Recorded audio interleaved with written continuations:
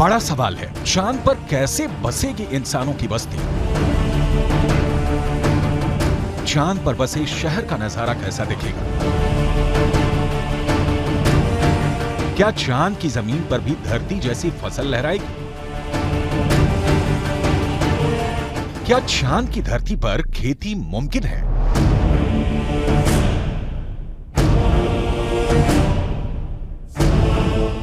विज्ञान कहता है कि चांद पर अभी इंसानों के रहने लायक वातावरण नहीं है, लेकिन नासा का कहना है कि आने वाले वक्त में चंद्रमा की धरती को रहने लायक बनाया जा सकता है।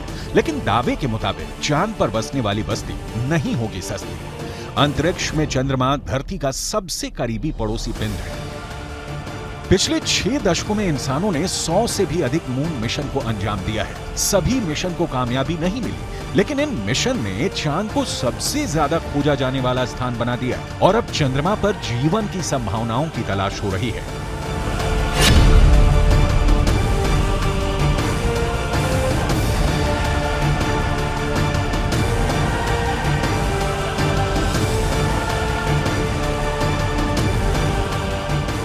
अभी तक चंद्रमा से जुड़ी कई हैरान कर देने वाली जानकारियां सामने आई हैं।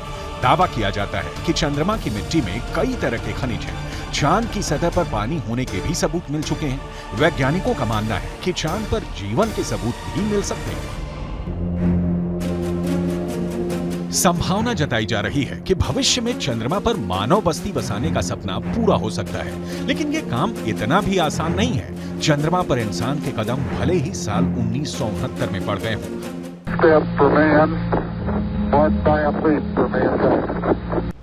लेकिन कड़वी सच्चाई ये भी है कि 1972 के बाद से किसी भी अंतरिक्ष यात्री ने चांद पर कदम नहीं रखा।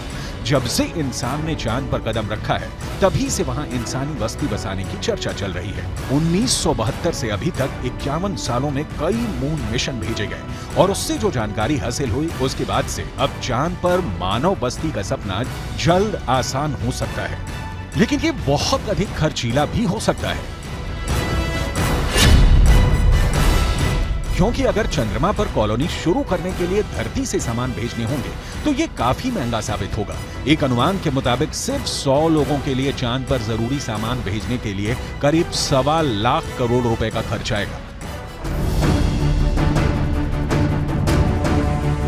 ऐसे में अगर चांद पर इंसान को रहने लायक बस्ती बसानी है तो सबसे पहले रोटी, कपड़ा और मकान जैसी बुनियादी जरूरतों को पूरा करना होगा, जिसमें सांस लेने के लिए हवा, पीने के लिए पानी, पेट भरने के लिए खाना, हवा के दबाव से लैस रहने लायक जगह और रोशनी के लिए बिजली जरूरी होगी। दावा है कि इनमें से ज्यादातर जरूरतों को चांद से ही पूरा किया जा सकता है। चंद्रयान 1 की मदद से चांद पर पानी होने की पुष्टि हो चुकी है। पानी की खोज के बाद इसरो अब चांद पर जमी बर्फ का विश्लेषण करने में जुटा है। चांद की सतह की बनावट को समझने में लगा है। नासा के मुताबिक चांद के दक्षिणी ध्रुव पर बर्फ है। बर्फ के साथ साथ वहां दूसरे प्राकृतिक संसाधन भी हो सकते हैं। साल 1998 में नासा ने मून मिशन के तहत ये बताया था कि दक्षिणी ध्रुव पर हाइड्रोजन है। नासा का दावा है कि अधिक मात्रा में हाइड्रोजन होने की वजह से वहां बर्फ होने की संभावना है। इसके अलावा चांद के दक्षिणी ध्रुव पर बड़े-बड़े पहाड़ और कई गड्ढे हैं। ज्यादातर गड्ढे ऐसे हैं जहां अरबों साल से अंधेरा है। अमेरिका के नासा के मुताबिक घुप अंधेरे के बीच यहां बर्फ का जमाव हो सकता है। अंदाजा ये भी है कि चांद के दक्षिणी ध्रुव पर अरबों सालों से पानी बर्फ के रूप में जमा हो सकता है। अगर चंद्रयान 3 का लैंडर और रोवर चांद पर बर्फ की मौजूदगी की पुष्टि कर देते हैं तो वहां मानव बस्ती बसाने की संभावना और बढ़ जाएगी। हालांकि इससे पहले भी चंद्रमा की सतह पर पानी होने के संकेत मिले थे। चांद के छाया में रहने वाले हिस्से में पानी के होने के संकेत मिल चुके हैं। वैज्ञानिकों को चांद के उस हिस्से में पानी होने के साक्ष्य भी मिले हैं जहां सूर्य का सीधा प्रकाश पड़ता है। ऐसे में अगर चंद्रयान 3 चांद के दक्षिणी ध्रुव पर पर्याप्त बर्फ होने की पुष्टि कर देता है तो चांद की सतह पर मौजूद बर्फीले पानी से इंसानों की बस्ती और चंद्रमा पर अर्थव्यवस्था के लिए आधार को तैयार करने में मददगार साबित हो सकती है। आइए रसायन विज्ञान की भाषा में समझ लेते हैं कि ये कैसे मुमकिन हो सकता है। रसायन विज्ञान में बर्फीले पानी का रासायनिक सूत्र होता है H2O। पानी एक एक अणु में हाइड्रोजन और ऑक्सीजन 2:1 के अनुपात में मौजूद होता है, यानी पानी के एक अणु को हाइड्रोजन और ऑक्सीजन में तोड़ा जा सकता है। H2O equals H2 plus O2, यानी पानी की मौजूदगी में चांद पर सांस लेने के लिए ऑक्सीजन बनाना आसान है। वहीं पानी से हाइड्रोजन और ऑक्सीजन को अलग करके ईंधन के तौर पर इस्तेमाल कर सकेंगे। साथ ही साथ पानी से चांद पर बिजली भी तैयार की जा सकती है। साफ है, चांद पर मौजूद पानी कई समस्याओं का समाधान हो सकता है। पानी के इस्तेमाल से सिंचाई के लिए खेती का काम भी आसान किया जा सकता है, क्योंकि चांद पर इंसानों की बस्ती को लेकर रिसर्च कर रहे वैज्ञानिकों को तब बड़ी कामयाबी मिली थी जब चांद की मिट्टी में पौधे उगाए गए। अपोलो 11 मिशन के दौरान करीब 22 किलो सामान चंद्रमा से लाया गया था।